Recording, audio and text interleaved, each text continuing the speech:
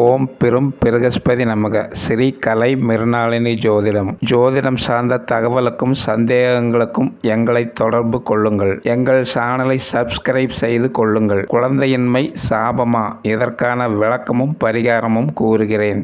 ஆண் ஜாதகத்தில் குழந்தை பாக்கியத்துக்கு லக்னத்துக்கு 5ஆம் இடம் புத்திரஸ்தானம், பெண்களுக்கு 5ஆம் இடமும் 9ஆம் இடமும் புத்திரம் பற்றி கூறுகிறது. 5ஆம் இடம் தான் முதலில் பார்க்க வேண்டும். 9ஆம் இடம் என்பது பாக்கியஸ்தானம் என்பதாலும் புத்திரம் பாக்கியம் தரும். 5ஆம் இடம் என்பது கர்ப்பம், பிரசவம், பிரசவத்தில் ஏற்படும் குறை பிரசவம், புத்திர சுகம் பற்றி கூறும். இது குழந்தை வளர வேண்டிய முக்கிய இடம். 9ஆம் இடம் நிறை பிரசவம், குழந்தை பாக்கியம் ஆகியவற்றுக்கு 9ஆம் இடம் குறிக்கும். 5ஆம் இடம் சூரியன், சனி, ராகு, செவ்வாய் போன்ற பாவகிரகங்கள் தனியாகவோ சேர்ந்தோ நின்றாலும் அல்லது 5ஆம் இடத்தில் ஒரு நீச்ச கிரகம் இருக்க 5ஆம் அதிபதி நீச்ச நிலை, வக்கரம், அஸ்தமனம், கிரக யுத்தத்தில் இருந்தாலும் 5ஆம் பாவம் பாவகர்த்தாரி தோஷத்தில் சிக்கி இருந்தாலும் 5ஆம் இடம் பாதிக்கப்பட்டு உள்ளது என்று அர்த்தம். பாவகர்த்தாரி தோஷம் என்பது 5ஆம் இடத்திற்கு முன்னும் பின்னும் பாவகிரகங்கள் அமர்வது. இதனுடன் ஆண் பெண் வீரியத்தன்மையையும் பார்க்க வேண்டும்.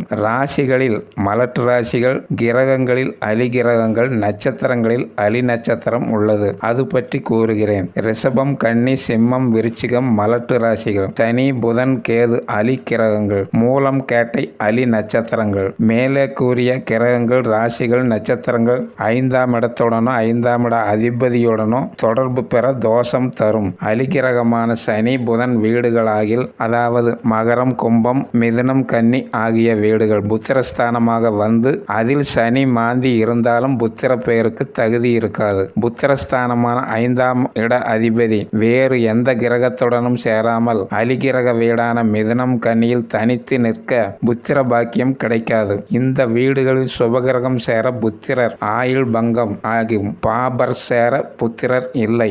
புத்திரஸ்தானமான 5ஆம் இடத்தில் சனி வீடாகிய மகரம், கும்பம் ஆகியோ, புதன் வீடான மிதுனம், கன்னியில் சனி மாந்தியுடன் சேர்ந்தாலோ பார்வை பெற்றாலும் அவனுக்கு புத்திரம் இருக்காது. 8ஆம் இட அதிபதி 5ஆம் இடம், 5ஆம் இட அதிபதி 8ஆம் இடத்திலோ இருந்தாலும் தோஷம் ஆகும். பெண்ணுக்கு குழந்தை இல்லாத தன்மை.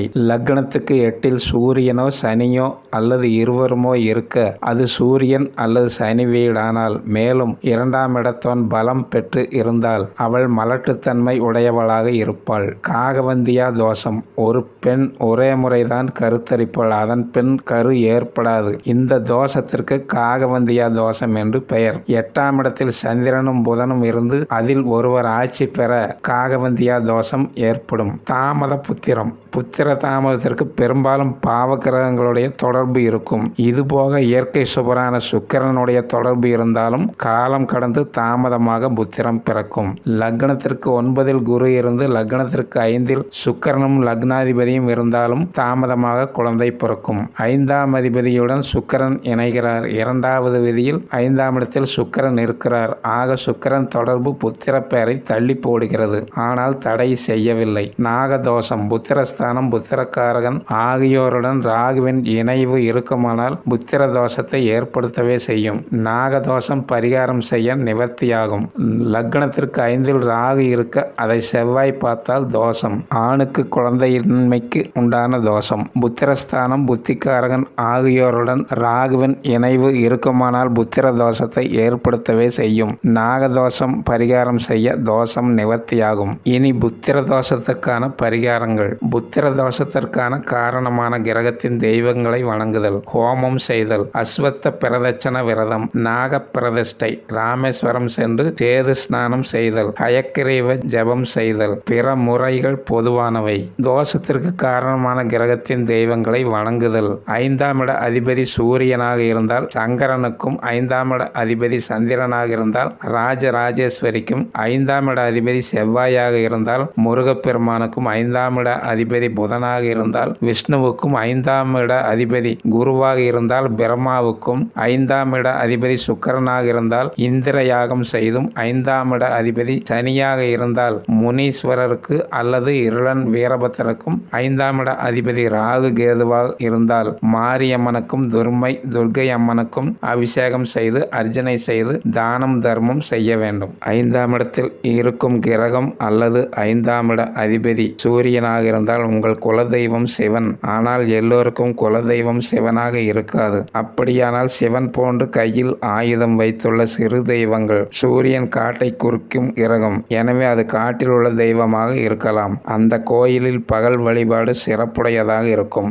உதாரணமாக கருப்பசாமி, முனீஸ்வரன் போன்ற எல்லை தெய்வங்களை வணங்கலாம். 5ஆம் இடம் சந்திரனாக இருந்தால் இது பெண் தெய்வத்தை குறிக்கும், அம்பாளை குறிக்கும். பூர்ண சந்திரனாக இருந்தால் துர்க்கை அம்மனையும், தேய்பிறை சந்திரனாக இருந்தால் காளி மாரியம்மனையும், அதிக தேய்பிறை சந்திரனாக இருந்தால் ருத்திரன், சாமுண்டி ஆகிய தெய்வங்களையும் வணங்கலாம். 5ஆம் இடம் 5ஆம் இட அதிபதி செவ்வாயாக இருந்தால் பலி கொடுக்கும் தெய்வ வகையில் கையில் ஆயுதம் உள்ள தெய்வம் உக்கிரபத்திரகாளி, சண்டிகை, வீரமுள்ள தெய்வம் அம்மன், முருகன் ஆகிய தெய்வங்களை வணங்கலாம். 5ஆம் இடம் 5ஆம் இடம் அதிபதி புதனாக இருந்தால் ராமர் கோயில், கோபாலகிருஷ்ணன், விஷ்ணு, மீனாட்சி போன்ற தெய்வங்களை வணங்கலாம். 5ஆம் இடம் 5ஆம் இட அதிபதி குருவாக இருந்தால் விஷ்ணு கோபுரம் உள்ள கோயில், வழிகாட்டும் தெய்வங்களை வணங்கலாம். 5ஆம் இடம் 5ஆம் இட அதிபதி சுக்கிரனாக இருந்தால் லட்சுமி, துர்க்கை, பத்ரகாளி, அன்னை புவனேஸ்வரி, யக்ஷி, மதுரகாளி போன்ற தெய்வங்களை வணங்கலாம்.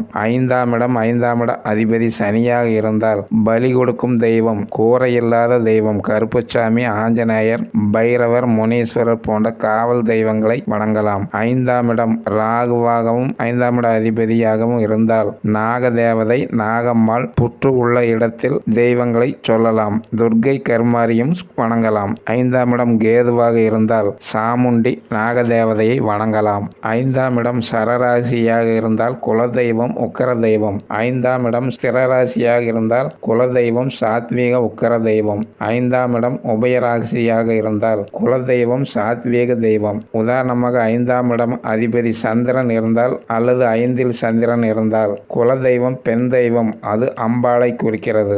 சரராசியாக இருந்தால் உக்கிர தெய்வம் காளியை குறிக்கும். ஸ்திரராசியாக இருந்தால் உக்கிர சாத்வீக தெய்வம் துர்க்கையை குறிக்கும். உபயராசியாக இருந்தால் சாத்வீக தெய்வம் அம்பாளை குறிக்கும். இவ்விதம் சரம், ஸ்திரம், உபயராசிகளை வைத்து தெய்வங்களை வணங்கலாம். குழந்தை பிறப்பதற்கு ராசி ஆண் வீடாகவும் அம்சமும் ஆண் வீடாக வந்தால் நல்ல ஆண்மைத்தன்மை உள்ளது, விந்தில் நல்ல வீரியம் உள்ளது, ஆண் மலடு அல்ல. எனவே ஜாதகருக்கு நிச்சயமாக குழந்தை பிறக்கும். ராசி பெண் வீடாக வந்து அம்சமும் பெண் வீடாக வந்தால் ஆண் வீரியமில்லை, எனவே விந்து பலமில்லை, இது மலட்டுத்தன்மையை குறிக்கும். எனவே ஜாதகருக்கு நிச்சயமாக குழந்தை பிறக்காது. இப்படி இல்லாமல் ராசி ஆண் வீடாகவும் அம்சம் பெண் வீடாகவும் அல்லது ராசி பெண் வீடாகவும் அம்சம் ஆண் வீடாகவும் மாறி வந்தால் தாமதமாக பரிகாரங்கள் மூலமாகவும் அல்லது மருந்து, மாத்திரை, வைத்தியம் மூலமாகவும் குழந்தை பிறக்கும். ராசி அம்சம் இரண்டிலும் பெண் வீடாக வந்தால் குழந்தை பாக்கியம் பெண்களுக்கு உறுதியாக உண்டு. ராசி அம்சம் இரண்டிலும் ஆண் வீடாக வந்தால் குழந்தை பாக்கியம் உறுதியாக இல்லை. ராசி அம்சம் இரண்டிலும் ஒன்று ஆண் வீடாகவும் ஒன்று பெண் வீடாகவும் மாறி வந்தால் பரிகாரம் அல்லது மருத்துவத்துறை மூலம் குழந்தை பாக்கியம் ஏற்படும். புத்திரபாக்கிய தோஷம் நீங்க. தொட்டமளூர் இங்குள்ள அப்ரமேயன் கோயிலில் உள்ள நவநீத கிருஷ்ணனை தரிசித்த உடனேயே மிக கடுமையான புத்திர தோஷம் நீங்கும். வளர்பிறை அஷ்டமி நாளில் சென்று வெண்ணெய் சாற்றி வழிபடுவது சிறப்பு. செல்ல இயலாதவர்கள் ஒரு சிறு மஞ்சள் துணியில் ஒரு 5 ரூபாய் நாணயத்தை முடித்து குழந்தை வேண்டி பிறந்தவுடன் தொட்டமளூர் நவநீத கிருஷ்ணனை தரிசித்து விட்டு வருவதாக நேர்ந்து கொண்டால் விரைவில் புத்திர பாக்கியம் கிட்டும். வழித்தடம் பெங்களூர் மைசூர் செல்லும் சாலையில் 70 கிலோமீட்டர் தூரத்தில் உள்ளது சென்னப்பட்டினா என்ற ஊர். அங்கிருந்து 5 கிலோமீட்டர் தூரத்தில் தொட்டமளூர் உள்ளது. சுகப்பிரசவமாக திருக்கருகாவூர். குழந்தை பாக்கியம் பெற கர்ப்பரட்சாம்பிகையின் பாதத்தில் வைத்து பூஜித்து கொடுக்கப்படும் நெய்யை தம்பதியர் 48 நாள் தொடர்ந்து இரவில் சாப்பிட்டு வர விரைவில் கருத்தரிக்கும். சுகப்பிரசவமுடைய அம்பிகையின் பாதத்தில் வைத்து வழங்கப்படும் விளக்கெண்ணெயை 9ஆம் மாதம் முதல் பிரசவ வலி ஏற்படும் வரை ஒரு சொட்டு அளவு வயிற்றில் தடவி வந்தால் எவ்வித ஆபத்தும் இல்லாமல் சுகப்பிரசவம் ஆகும். புத்திர பாக்கியம் தாமதமாகும் தம்பதியினர் இவ்வாலய கர்ப்பரட்சாம்பிகை அம்மன் பாதத்தில் வைத்து பூஜித்து தரப்படும் நெய்யை இரவில் தொடர்ந்து 48 நாட்கள் சாப்பிட்டு வர விரைவில் புத்திர பாக்கியம் கிட்டும். வழித்தடம் தஞ்சாவூர் திருவாரூர் சாலையில் 10 கிலோமீட்டர் தூரத்தில் உள்ளது. புத்திர காமேஸ்வரர் ஆரணி.